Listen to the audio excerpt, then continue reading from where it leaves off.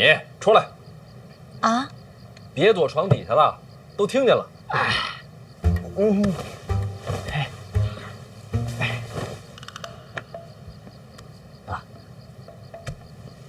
思哲，哎，嫂子，哎，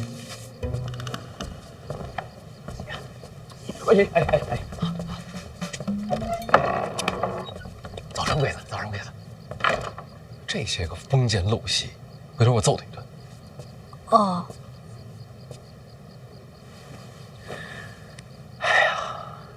这一天呐，我就想着一件事儿。什么事儿？我想见见你，我今天还没见过你呢。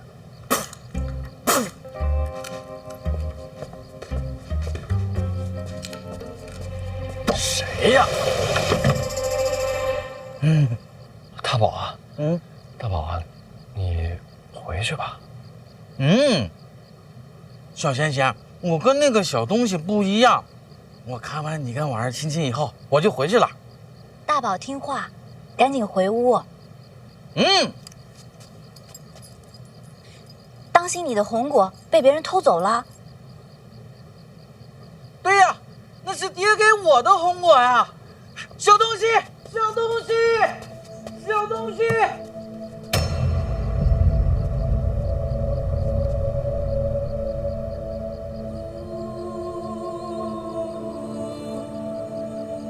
这一晚上这么忙的吗？什么？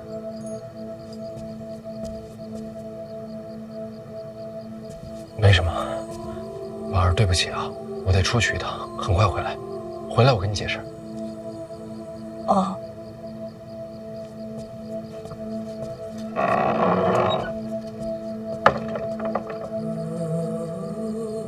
说，这么长时间了，你去哪儿了？和苦荷打了一架。我知道，为了我。除了打架，我还问了一些当年的事。我忘了很多事，我想记起来。苦荷怎么说？小姐的事，她不愿提。我娘来自神庙。神庙？啊，苦荷他们当年一路北上，亲眼见到我娘自神庙而出。说，你说会不会你也是出自神庙？神庙？我想不起来。没关系，我陪你北上，咱们一起找。等找到神庙，没准你就能想起来。去不了。为什么？你成亲了。那也不冲突啊，成亲了可以和婉儿一起去。说，刚才拜长辈的时候，我就在想，要是你在，我跟婉儿得一起拜。你为何不问问我？和苦荷一战之后，我去了哪里？你去了哪儿？我去了南边。街都静了。静了。他们不回院里，只为了吃饭。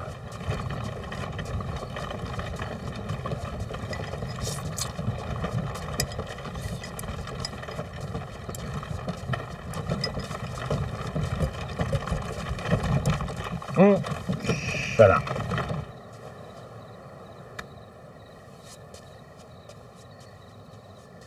一个3处主办，一个6处主办，都是监察院的顶梁柱。半夜在大街上打架，这样传出去，丢不丢人？不至于啊，谁说不至于啊？丢人也丢不着我的人呢。我天天蒙着个脸，京都上下监察院内外，哪个知道我的名字？你隐藏身份就是为了打架豁得出去是吗？是他先动的手。不是，这个今天什么日子？我徒弟大婚。我知道，你这贼眉鼠眼的，一看就没好事儿。我得拦着他来。哎，你是怎么看出我贼眉鼠眼的？不，就你这姿势就贼眉鼠眼。把你吃个馒头，你就把面具摘了，你好好吃。我又不是没见过你的脸，这大街上也没人，你还怕谁看着啊？吃你的面。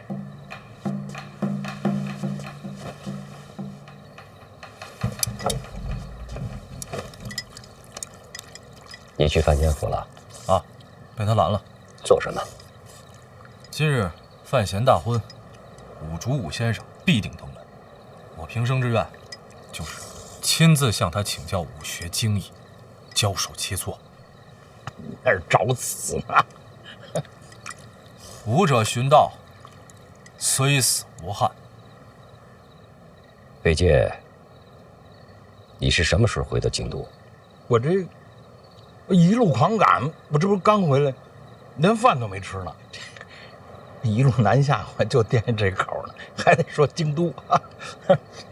按规矩，你应该先回院里面见我。是呀，这不是说了吗？我徒弟今天大婚，我怎么着也得，是吧？啊，当然我不会打扰他，我不打扰他，我也不允许别人打扰他。所以你就一直守在范闲府。对啊，没摆手啊，把他给拦下了。北界啊，你一路追杀凶手，自南而来。跟我说句实话，凶手是不是兀术？我确实没看着这个凶手的脸，当然我也不相信大人会是滥杀之人啊。那就是，你说这案子做的啊，他要不是武大人，谁还能有这般身手呢？刚好这案子发生的时候，武大人在江南。兀术为何在江南？这我还真不知道。当年我和小姐一起去过江南，我想把我们曾经走过的路再走一遍，试着找回遗失的过去。有结果吗？没有。江南死了很多人。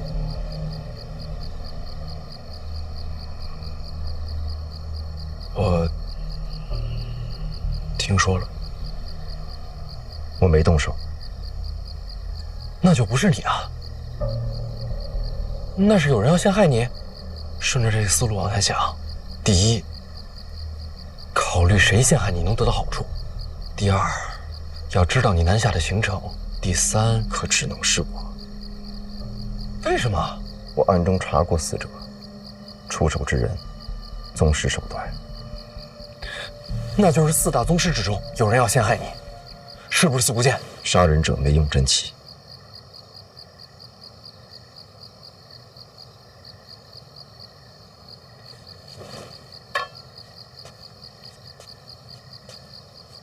宗师手段，没有真气。放眼天下，舍我其谁？可是你说了，你没动手。是，我记得自己没动手，那就足够了。记忆丢失，有第一次，就可能会有第二次。我不能相信自己。范闲，我在。按道理讲，我不该再见你。哪有这种道理？我遗落过去，前世难寻。如今在这世上，我只有一个目的，就是保护你。若我失控会伤害你，我就会立刻远离，从此再也不出现在你身边。叔，你不能丢下我。你看清楚。看清楚什么？我看不见。这上面有血吗？没有。如果我记忆扭曲，遗忘过去，现实总该留下痕迹。我看得很仔细，这上面干干净净，没有一丝血迹。这一路上，我一直没让它沾水。那就说明不是你。记忆不再可信，现实不再可信，我连自己都不能相信。如今我出现在这里，因为我相信你。说，你永远可以相信我。好。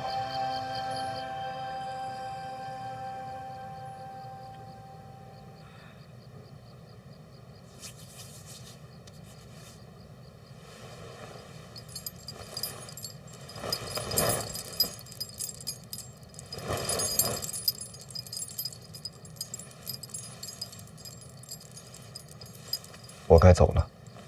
去哪儿？你别又跟我儿失踪了。我暂时不离开京都。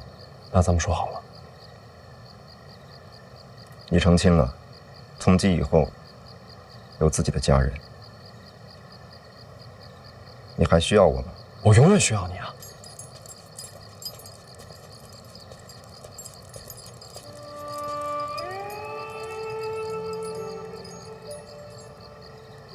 没有永远。是，没有永远。但我这一生，你不能缺席。大婚之后，你带上小姐留给你的箱子，去苍山住一段。苍山。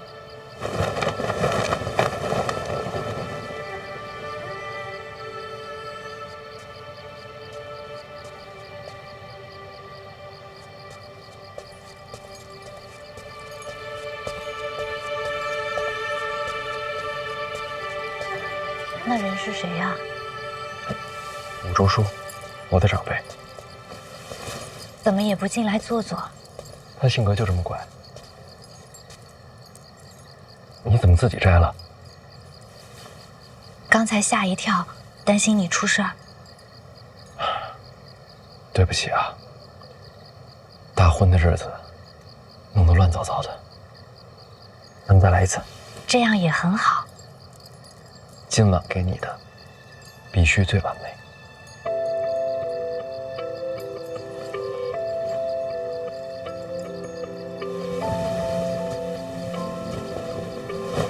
相信我。我从小在宫里生活，父亲与母亲不便探望。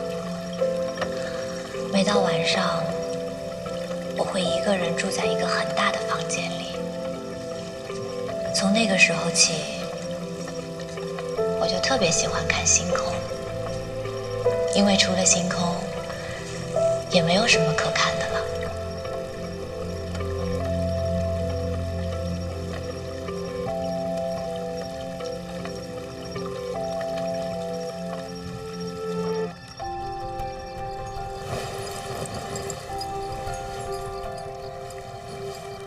刚才对拜的时候，总觉得差点不完美。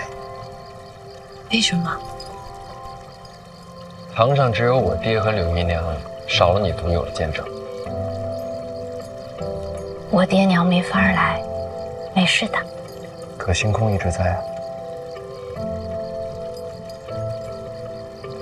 你说的话，我都记着。你送我的这片星空，它一直都在。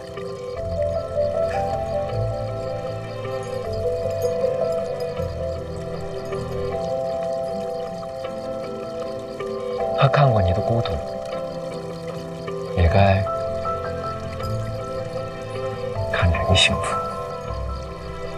从今往后，你再也不是一个人了。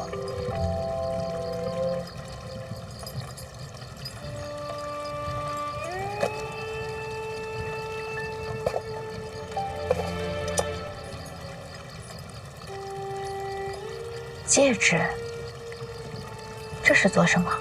我自己做的，新婚良人以此为凭，共许余生。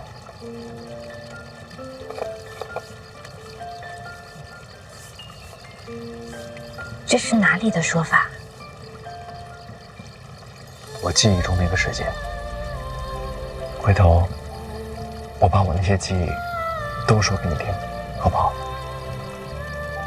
来，给你口袋。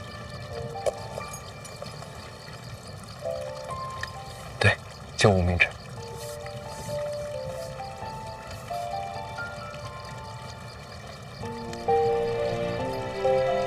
这契约就定了。星空见证，往后余生再不多行。我喜欢这约定。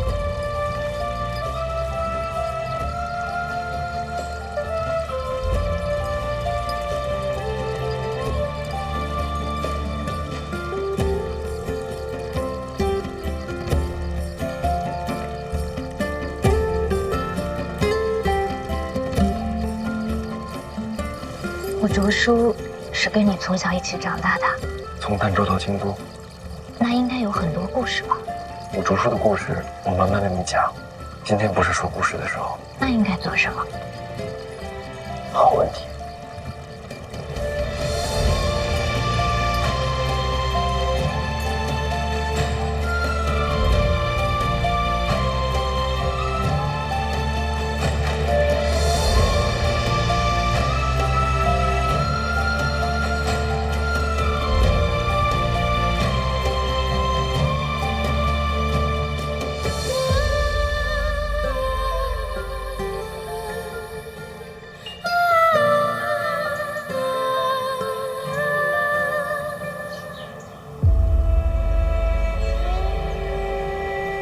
大人，起来啦！来，夫人，来，这边来，这边来。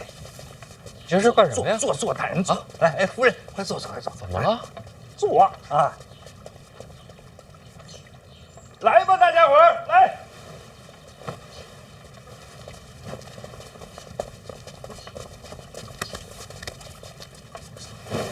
一叔，这是出什么大事了？怎么全来了？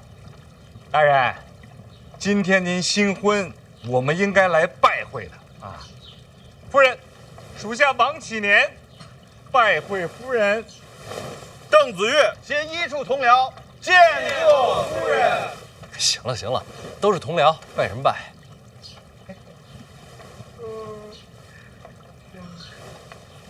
哎，这怎么一个个困成这样啊？昨天晚上干嘛去了？大人有所不知，昨天晚上啊，咱这门口太乱了，我呢就把一处的兄弟们都招呼过来，维持一下秩序。大家呢守了一夜。胡闹！监察院又不是私产。老王，罚你半个月俸禄，给兄弟们打赏。不能啊，大人，舍不得。谢大人，谢王大，谢什么谢？大人，那个兄弟们来维持秩序，他们都是心甘情愿的，不想要什么彩头。想要王大人的彩头。赏钱是应该给的啊，不过不应该由王先生出，应该由我们出。这，谢夫人。大家辛苦了，都是应该的。不要了，还不行吗？我家相公常跟我说，若只他一己之力，便算是有3头6臂，在京都也不能立足。他有今日，全仰仗诸位。在这里，我替我家相公多谢大家。给夫人回礼了。王先生，使不得，夫人。您叫名字就行，您叫王启年啊。您要高兴的话，您可以叫小年年啊。王先生，我家相公总是提起你，他说王启年知进退，识变通，在京都有您相助，让他受惠颇多。大人这是谦虚了啊。真正让他感慨的却不是这个。他说他脾气怪，性子拗，在京都没有几个朋友，但王启年便是其中一个。你二人不是家主门客，也不是上司属下，而是挚友，一世知音。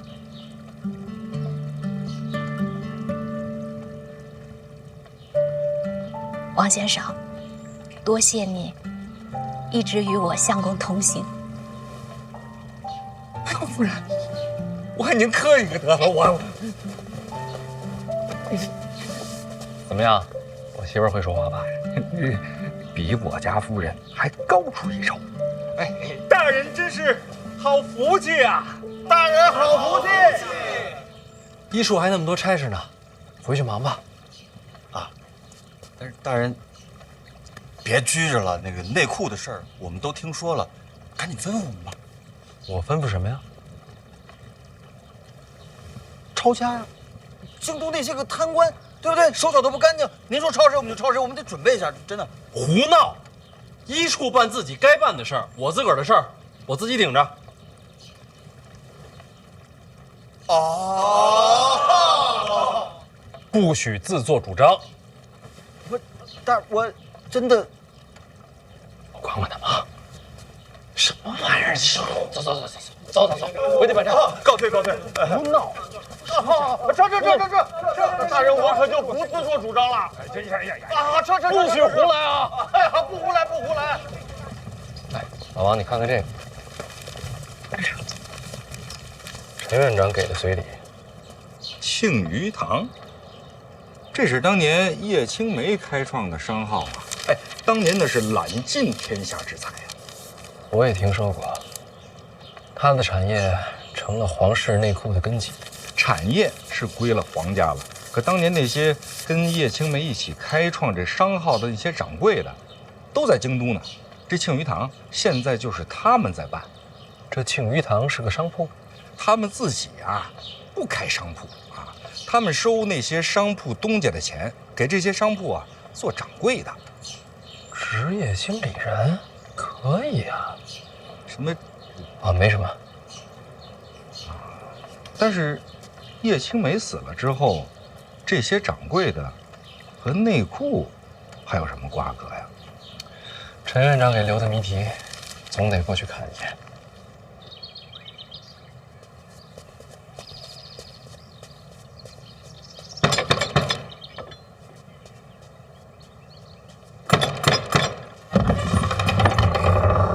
哟，您还亲自来应门了？这位便是庆余堂的大掌柜啊，这位便是监察院提司范闲范大人。请。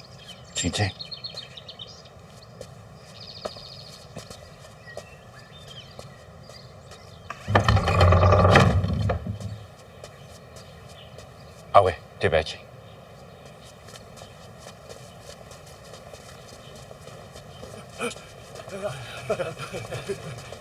小范大人，小范大人，这些啊，便是庆余堂的掌柜们啊，他们见了大人高兴。他们这是高兴什么呢？啊，这边请。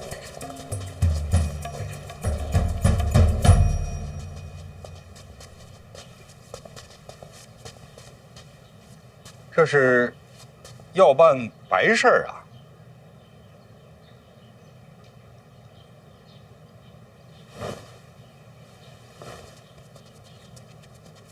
是什么意思？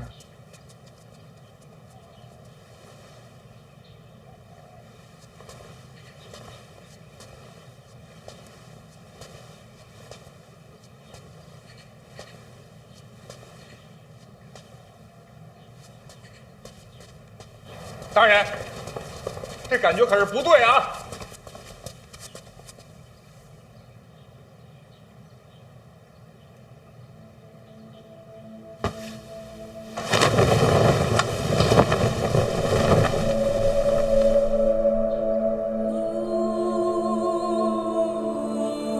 叶青梅。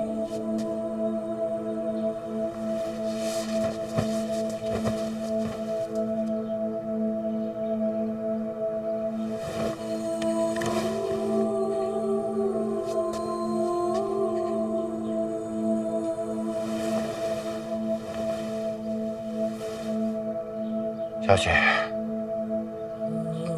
少东家回来了。小姐，少东家回来了。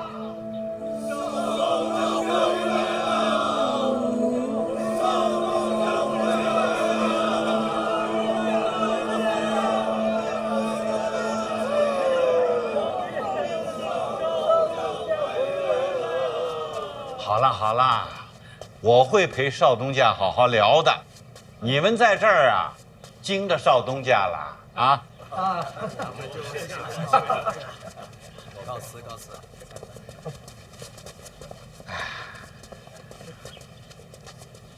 哎，大掌柜，您也请坐吧。啊，对，从小姐这儿论起，您是少东家，您在哪有我做的道理呀？啊，叶青梅是我娘。叶青梅是你娘？这位可信吗？不，大掌柜的，咱们可是相识这么多年，咱一直……我只信少东家了。信得过。少东家，其实你刚来京都，我们就知道了，我们还偷偷去街上瞧过您呢。您早就知道我是他的儿子？小姐亲口说的。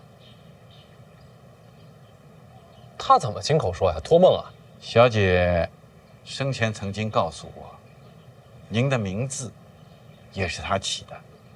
我的名字，范闲。是的。这不对啊！我还没出生呢，他怎么知道我姓范啊？大人，您出不出生，您爹他都姓范，那您当然就姓范了。小姐出事之前曾经说起过，她可能不久人世。如果她能活下来，那你姓什么不好说。如果她过世了，那你一定就叫范闲。如果他过世了，我就一定叫范闲。这还是弄不明白呀。他是怎么死的？小姐说完这些话以后，没过多久，商号就给了皇室。后来我就再没见过小姐。具体是怎么过世的，我也不太清楚。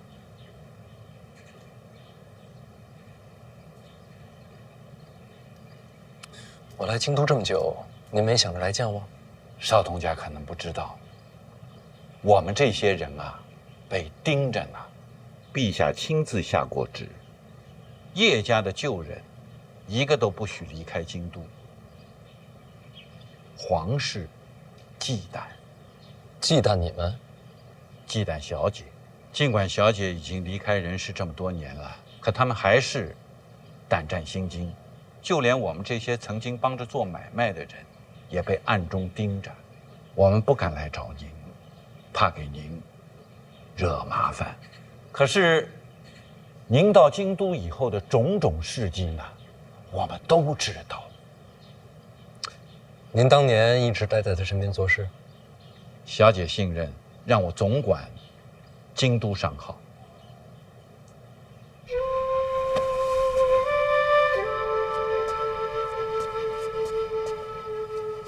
他是个什么样的人啊？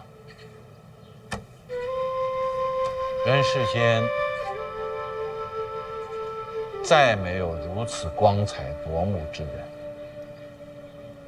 他是那么的完美，除了经商以外，天文地理他无所不精。他知道大海为何有潮汐，知道月亮因何有圆缺。小姐还会写诗。哦，少东家的那首《万里悲秋常作客》，那写的是真好。小姐的诗跟平常有些不太一样。不瞒您说，她专门为我做过一首，说来听听。眼睛瞪得像铜铃，射出闪电般的精明，耳朵竖得像天线，听到一切可疑的声音。少东家是不是有什么不解啊？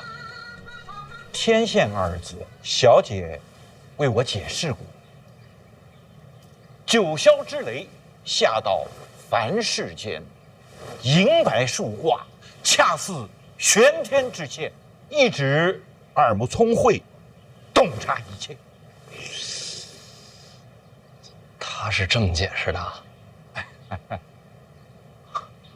当时商号出力，我跟小姐行走天下，曾捉了几个毛贼，小姐因此赠诗给我。这是我这一生收到的最好的礼物啊！这诗却有独到之处啊！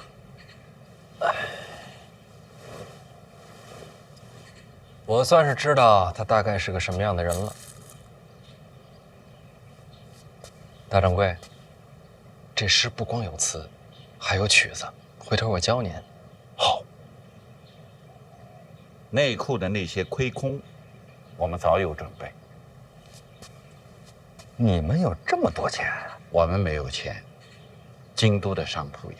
哪家商铺有？哪家商铺都没有这么多的银子。若是把京都所有的商铺加在一起，就能填上这个窟窿了。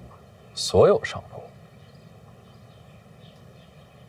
我们这些人在京都各家商铺做掌柜，兢兢业业，从不贪钱。这么些年，总算有些口碑。如今京都但凡有名的商铺，用的都是庆余堂的掌柜。这么说吧，如果那些商铺有什么不可告人的秘密，我们比他们自己还要清楚。你们抓着他们的把柄呢？邵东家，给我们10天时间，一起发力，雷沙成塔，积少成多。我务必让他们凑足这2000万两，作为大婚的贺礼。大人，这可行啊！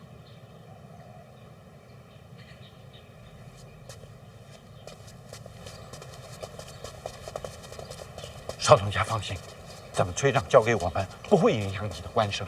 威逼商铺收取钱财，你们怎么收场？不放事儿，大不了不做掌柜了。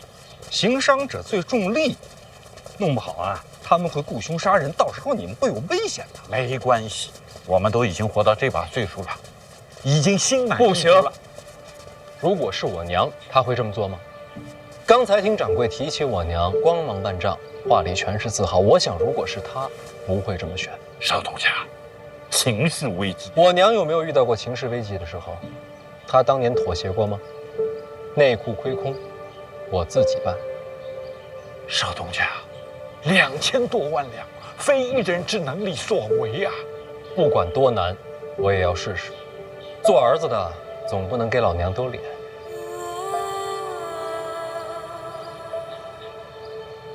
哎，不过确实有事情要麻烦大掌柜，把京都所有商铺东家的名字整理出来，列个名单给我。是。诸位，你们的心意，俺先心领。大掌柜，留步。大人，刚才大掌柜说的那个计策，我是觉得可行的。万一商户们动了杀机，我们可让一处的同僚来保护他们。先把人推下深渊，再拉他上来，性质就变了。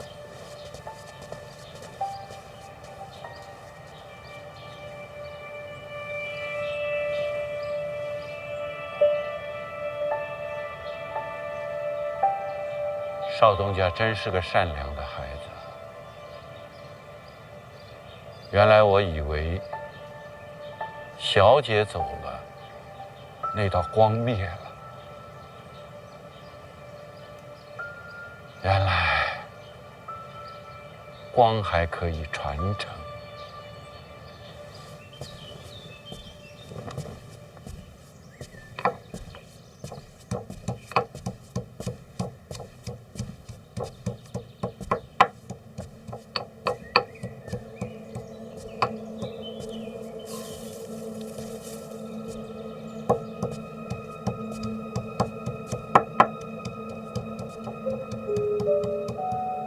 站着干嘛呀？当自己家一样坐。姑姑，这就是我家。那你还客气什么？随便坐。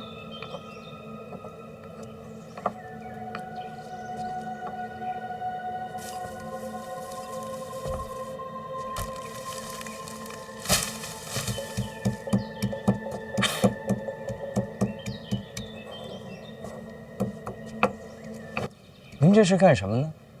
闲着也是闲着，顺便调个胭脂的新色。这些花你一路带来，不是送范闲的吗？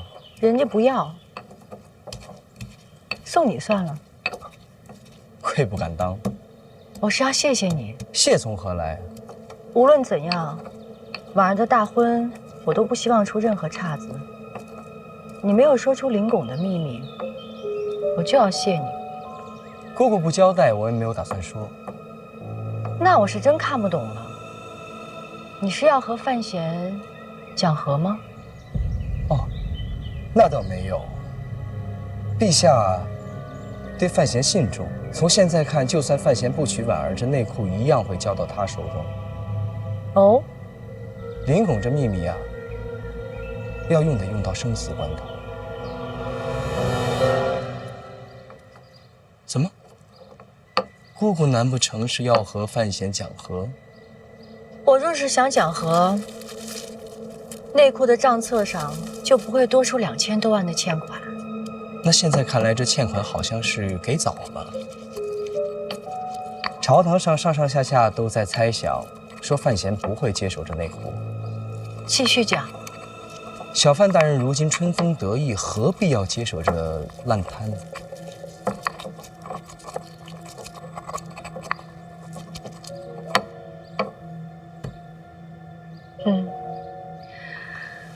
那个孩子表面上看是个正常人，但只有我知道，他的内心像我一样疯。我不急着回信阳，我就要留下来看看，结果如何？必要的时候，我就在背后推他一把。要说疯啊，姑姑跟我不遑多让。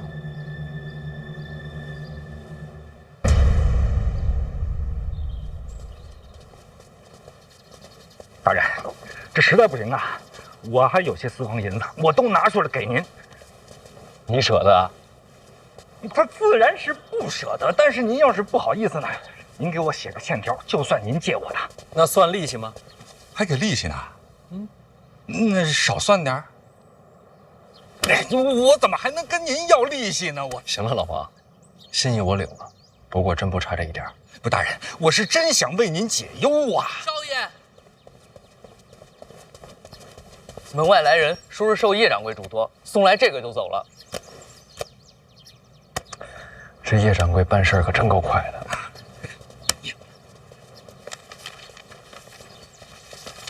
大人，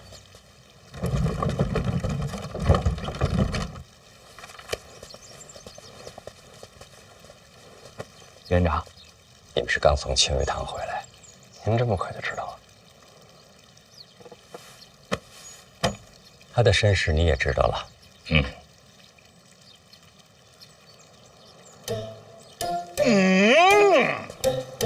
院长啊，我7年最近身体有恙啊，这耳朵啊说听不见就听不见了，这眼睛说看不见还就看不见了，说失聪就失聪，说失明就失明。你看，来了，院长，你看不见了。好了，王启年，庆余堂和他的身世，你要多说出半句话来。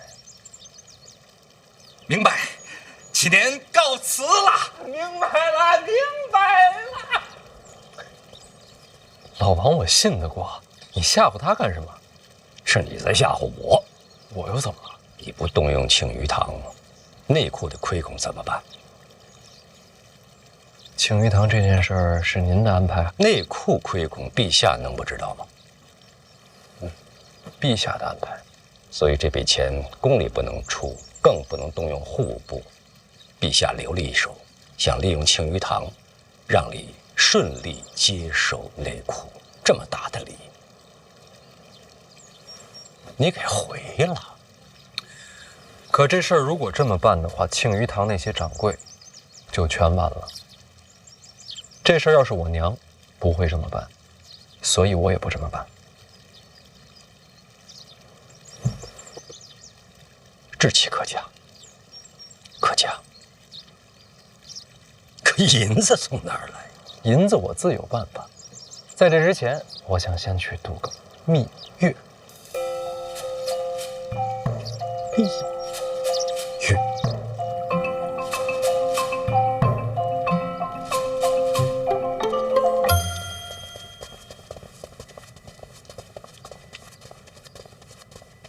陛下，范闲道。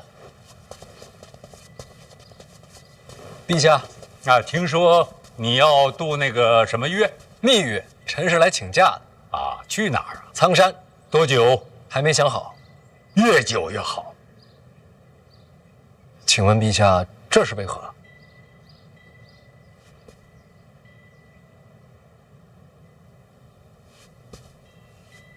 有件事儿，朕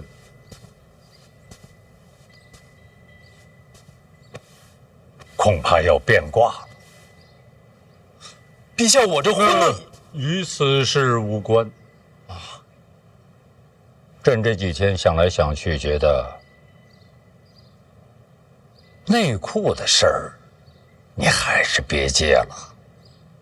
陛下是觉得臣补不上这2000万的亏空？2000多万两，这可不是小数字啊！庆余堂你接吗？那怎么可能补得上呢？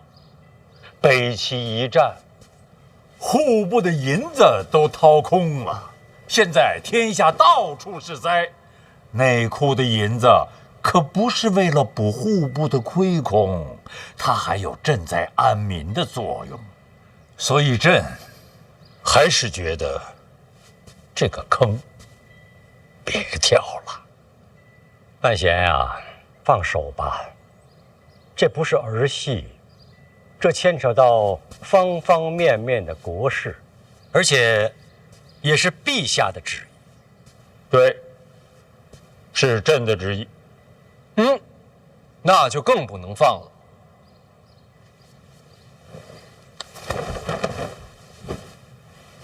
让臣接手内库也是陛下的旨意，陛下的旨意就是真理，岂能说改就改？否则如何取信于臣，又如何取信于民啊？所以，内库的亏空我来补，天下的灾情我来赈，陛下的旨意一个字也不能改。你敢抗旨？臣已接过旨。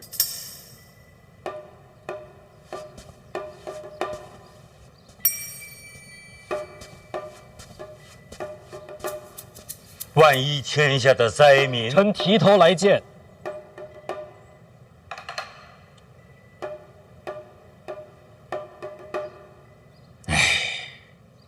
这倒严重了，但是你会降为一介布衣。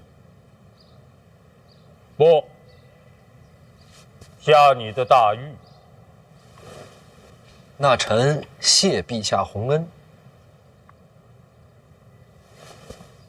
那臣就领旨告退了。哎，你要不再想想？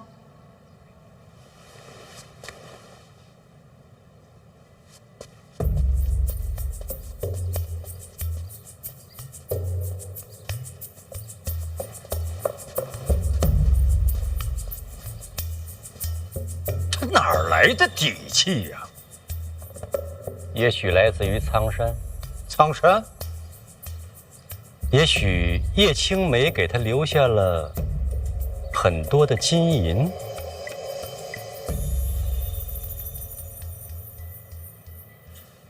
这娘俩倒是有点邪的，随他去吧。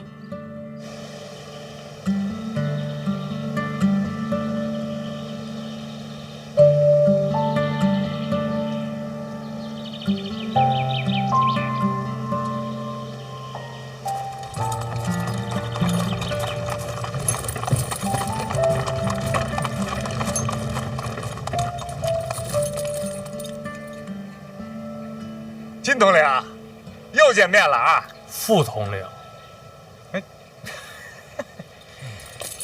大人是熟人啊。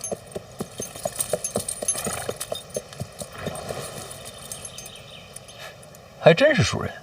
院长军令，黑旗护送提司前往苍山。听统领。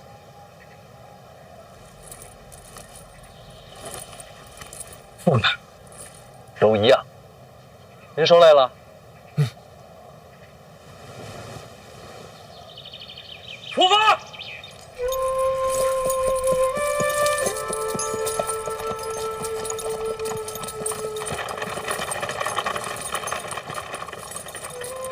内库亏空还没有头绪呢，你还有心情游山玩水？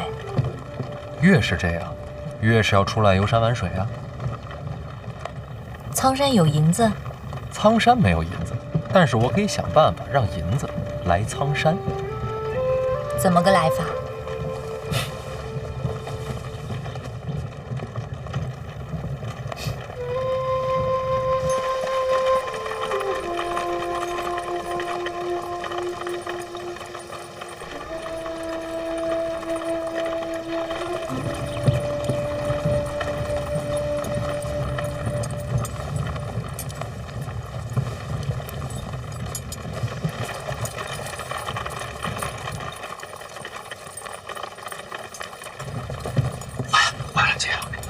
怎么让黑旗给包围了？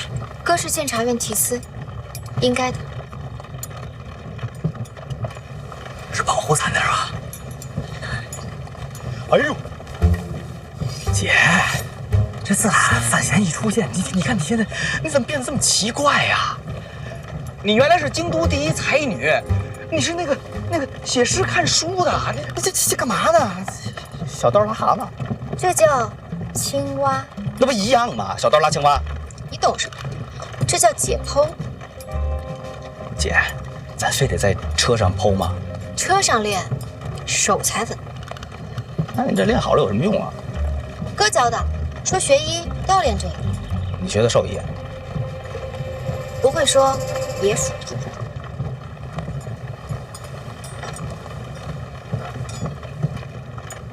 不过，姐，你说这哥也真是的，他跟嫂子出来，这叫什么度蜜月呀？那带咱俩干啥呀？想知道啊？想知道，自己去问呀。你不会说也别说。京统领，停一下。管司者，管司者，过来一趟。你说，哎，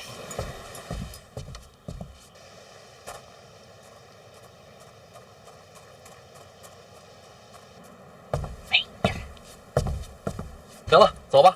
去。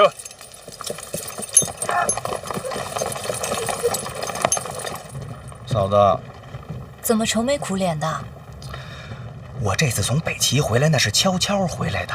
他这么一嚷嚷，这不全天下都知道了，我都暴露了。你从北齐回来瞒谁能瞒得过监察院？这都自己人，别瞎操心了。他现在都一手遮天了。别闹，跟你聊正事呢。您说吧。知道这会儿为什么让你上车来吗？不知道。因为你嫂子担心我呀。我先下去啊。哎，你嫂子老在那儿操心内库亏空的事儿，我得让她安心吧？怎么让她安心呢？就得找你帮忙。别拿我说事儿。你确实是担心啊。成亲那会儿，你不是老想着筹办拍卖会吗？啊，如今呢，你大显身手的时候来了。都错过那时机了。当时是为了拍卖那个婚宴名额，你都成完亲了，怎么拍卖啊？到了苍山庄园，你负责安排场地、布置流程。好，在苍山咱们再成一回亲。那不成讹钱了吗？你听他瞎扯，大婚就一次。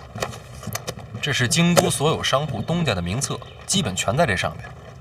你安排人把他们请来苍山。人家凭啥呀？对呀，凭什么呀？我也没弄明白，我们凭什么去啊？苍山一聚，共赏山景。说的好听，其实什么意思啊？大家心里都清楚吧？哼，内库亏空，京都谁不知道啊？新官上任3把火，这祸可烧到咱们头上了。我还是那句话，咱们凭什么去苍山？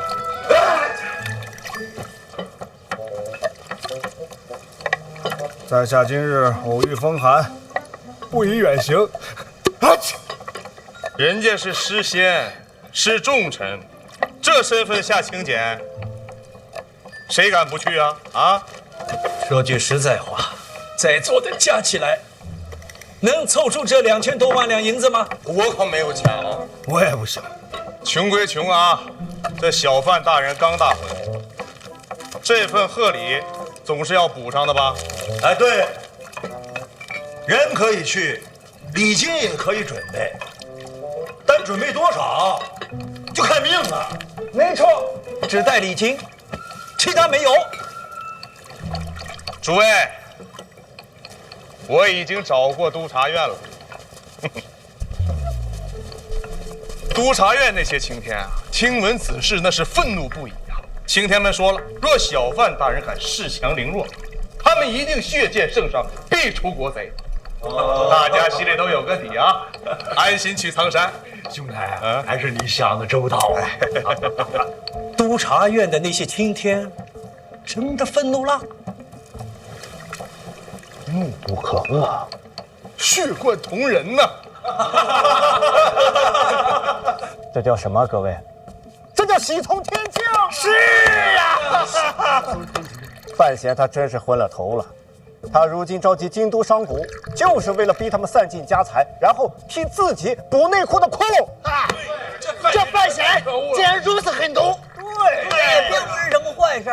这范闲口口声声说查贪官，结果呢，他自己贪赃枉法。没错，他金在哪？各位，等苍山有了消息，咱们就一起参他。对，参他，一定要参他。咱们必须要齐心协力，替大庆除了这个奸臣。对，除了这个出奸臣，出奸臣，来参他。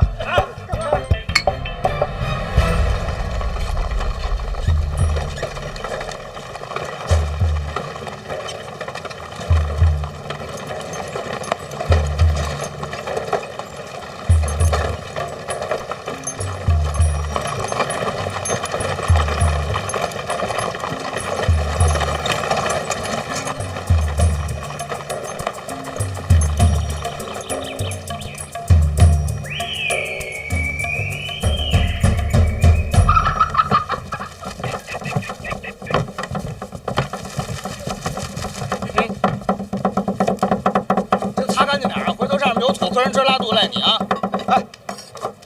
把这都给切了啊！切细点啊！哟，忙着呢。哎呦妈呀，哥哥，你可来了！你请那么些人来，我雇这么些人，人吃马喂，这不都得忙活做饭什么的？可以啊，你井井有条的。这得给你。这个说是什么叫贺宗伟啊？说让我送给你，还说什么那个现在督察院都盯着苍山这块地儿呢，说随时准备参你，怎么办啊？请柬都送到了。送到了，送到了。那些个商贾已经陆陆续续准备出发了，估计过不了多长时间就能到了。啊，你跟我交一10亿啊，你是不是打算劫他们呀？那不成山匪了？那咱怎么讹钱呀？不是讹钱，是让他们主动交钱。不是他们疯了，就是你疯了。走着走着，子若，正好你在商贾之道上有天分。我把我琢磨这道理呢，跟你讲一讲，你看看行不行？不行，我还没说呢。什么道理也卖不来2000万两啊！你有没有认真思考过，什么是财富？肯定是你疯了。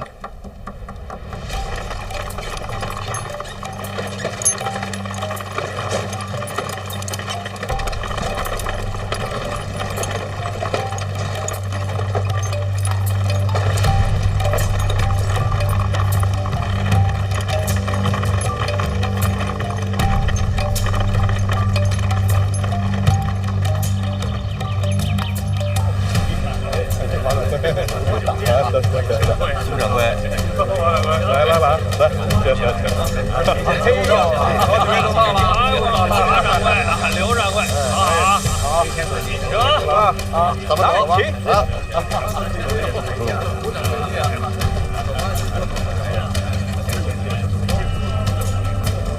我差不多也说完了，啊，时候不早了，准备出去接人。哎，哥，哎，你就打算这么着说给他们听了？啊，你觉得怎么样？这是新的理念，也是重新解构了财富的意义。不太行。是我没表达明白，还是你没听懂？你说的挺清楚的，我也听明白了，很了不起，也很震撼，但就是不行。为什么？哥，你了解财富，但你不了解京都。要按你这么说呀，我打赌他们肯定不会动心。所以呢？所以你就先说着，要是不成呢，你就叫我帮你说。你就这么有把握？但是你也得帮帮我啊！你稍微拖延一下时间，我得差人快马加鞭回京都拿到东西。行，时间肯定是能拖，那你要取什么？那可不能告诉你。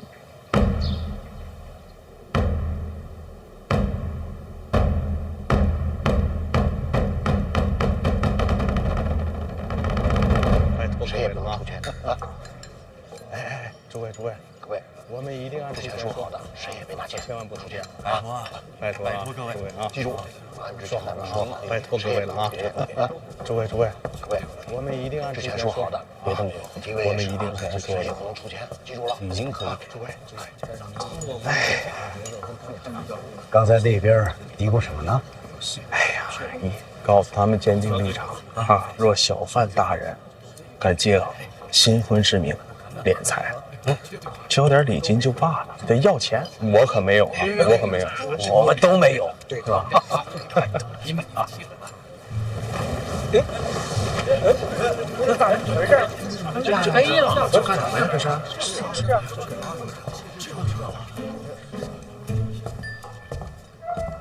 哎，来。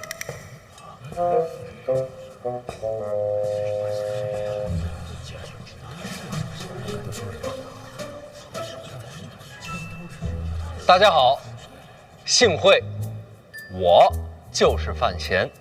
我知道你们此刻在想什么，所以我事先声明一下，大婚已经结束，今日不收贺礼。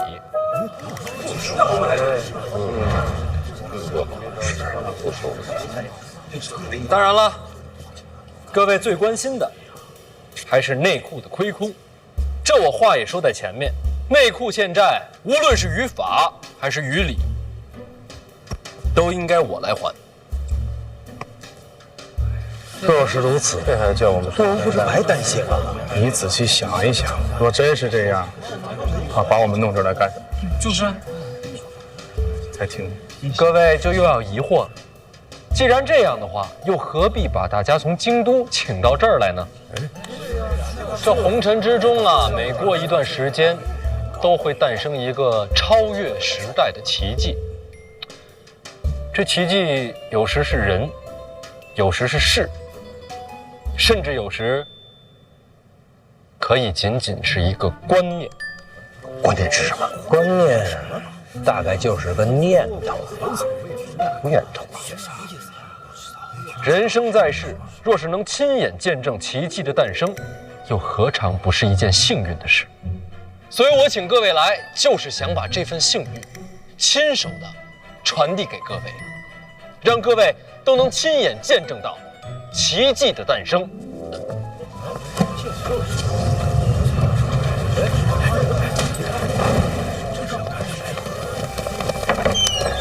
哎，这什么呀？这是？试一下，让我降一下。那位问得好，这奇迹该叫什么名字呢？谁问了？请看，没错，正是库债。